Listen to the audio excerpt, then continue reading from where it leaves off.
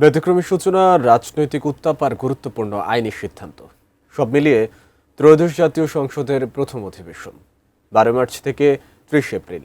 নতুন সরকারের প্রথম সংসদ অধিবেশন কেমন ছিল এক নজরে তুলে ধরেছেন সাজেদা সুইটি। সংসদের প্রথম বৈঠক গণ অভ্যুত্থানের প্রায় ১৯ মাস পর নতুন রাজনৈতিক বাস্তবতায় যাত্রা শুরু ত্রয়োদশ জাতীয় সংসদের। শুরুটাই ছিল নজিরবিহীন। বিদায়ী স্পিকারের পদত্যাগ, ডেপুটি স্পিকার কারাগারে, এই বাস্তবতায় ফাঁকা স্পিকারের আসন রেখে শুরু হয় প্রথম অধিবেশন। পরে বিশেষ ব্যবস্থায় নির্বাচিত হন নতুন স্পিকার ও ডেপুটি স্পিকার। প্রথম অধিবেশনে প্রধানমন্ত্রী ও সংসদ নেতা তারেক রহমান স্বনির্ভর বাংলাদেশের অঙ্গীকার জানান আবারও।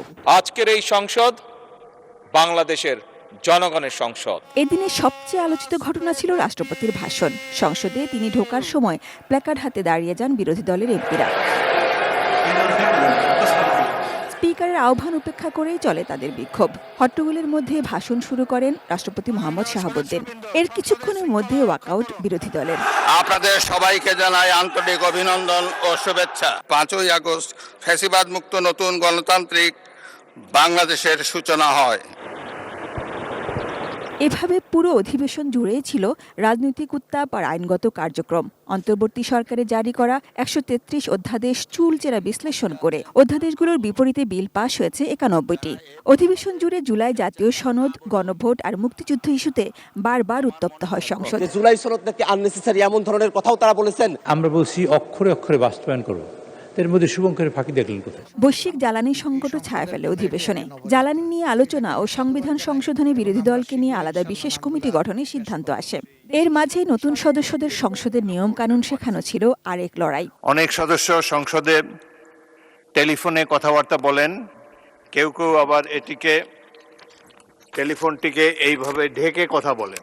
মাননীয় সংসদ নেতা যে ডিসেন্সি এবং শৃঙ্খলার নিদর্শন দেখিয়েছেন, লেট আস লার্ন। স্পিকারের কাছে সময় বাড়ানোর আবদার সংসদের পরিবেশটা আন্তরিক করে তুলেছে প্রতিদিন। কেউ আপনাকে চা খাইয়েছে, সময় দিয়েছেন। কেউ আপনার সাথে ওকালতি করেন, কোর্টের বারান্দায় ঘুরেছে, সময় দিয়েছেন। আমাকে ওনার বদলতে সময় ডাবল দিতে হবে মাননীয়। আর বাকপটু সদস্যদের প্রাণবন্ত বক্তব্য অধিবেশনকে করে তোলে সরব। বিশ্বের বিভিন্ন দেশে নানান রকম সংস্কৃতি থাকে, আমরা মবের সংস্কৃতি দেখলাম। যে পুলিশ কাঠামো এবং যে আইনশৃঙ্খলা বাহিনীকে নিয়ে আমরা যাত্রা শুরু করেছি, সেই অবস্থায় এর চাইতে বেশি কিছু কি আপনারা আশা করতে পারতেন? সরকারের সাথে আসালম গ্রুপের কোনো সমঝোতা হয়েছে কিনা এই বিষয়টি জানতে চাচ্ছি। সুন্দর করে কথা বলার পরেও কি মন গলাইতে পারলাম না। শেষের দিনগুলোতে বাড়ে সরকার ও বিরোধীদের টানাপোড়েন। রাজপথের ইস্যুগুলো জায়গা করে নেয় সংসদেও। মুক্তিযোদ্ধা পরিবারের লোক কেউ জামাত করতে পারে না। আমার আইডেন্টিটি নিয়ে প্রশ্ন করা হয়েছে, এটা গুরুতর অপরাধ করেছিল। ব্যতিক্রমী সূচনা থেকে দ্রুত আইন পাশ। ত্রয়োদশ সংসদের প্রথম অধিবেশন দেখিয়েছে নতুন রাজনৈতিক বাস্তবতা। তবে প্রশ্ন রেখে গেছে, নির্বাচিত কিন্তু গতানুগতিকতার বাইরে এই সংসদ জনগণের প্রত্যাশা কতটা পূরণ করতে পারে। যত সময় পর্যন্ত দেশে বিদ্যমান সংবিধান আছে, আমরা তার বিরুদ্ধে আন্দোলন করতে পারি কোনো পরিবর্তনের জন্য, কিন্তু বিদ্রোহ করব না।